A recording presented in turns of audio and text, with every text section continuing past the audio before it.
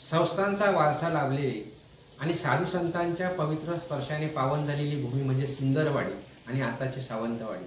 या सावंतवाडी शहरातील अंतर्गत रस्ते असू देत, हायवेला मिळणारे रस्ते असू देत, आज तागायत माझ्या 35 वर्षाच्या पत्रकारितेत कधी एवढी दयनीय अवस्था झालेली मी पाहिली नाही। एप्रिलमध्ये केलेले रस्ते ऐन जूनमध्ये संपूर्णपणे उखडलेले आहेत। एकही रस्ता चालण्यास सोडा एखादं वाहन चालवण्यास सुद्धा अयोग्य आहे अशा प्रकारचे हे रस्ते झालेले आहेत। संपूर्ण रस्ते खड्डेमय झालेले, रस्ता शोधावा लागतो, कुठे खड्डा आणि कुठे चांगला रस्ता असाय ही कसरत करून आज वाहन चालकांना त्या ठिकाणी जावं लागतं।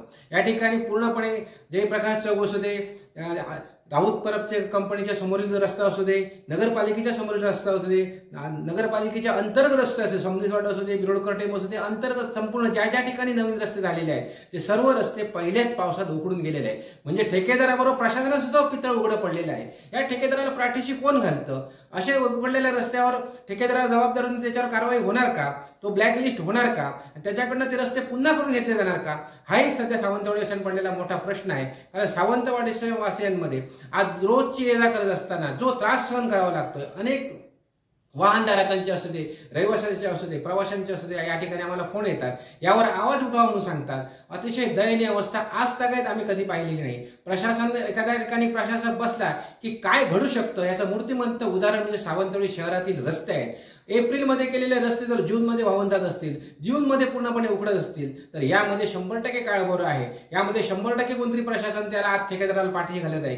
जो कोण ठेकेदार असेल त्यावर कारवाई व्हायलाच पाहिजे। सावंतवाडी शहरच नाही तर संपूर्ण तालुक्यात असू दे, या मतदारसंघात असू दे, जिल्ह्यातील रस्त्यांची अवस्था अतिशय दयनीय आहे। कार्यक्षम पालकमंत्री असताना, कार्यक्षम सार्वजनिक बांधकाम मंत्री असताना अशा प्रकारचे रस्ते जर होत असतील तर यासारखं दुसरं दुर्दैव नाही असं या ठिकाणी मला नमूद करावं लागतं। सावंतवाडी नगरपालिकेच्या मुख्याधिकाऱ्यांनी या ठिकाणी तातडीने लक्ष घालावा।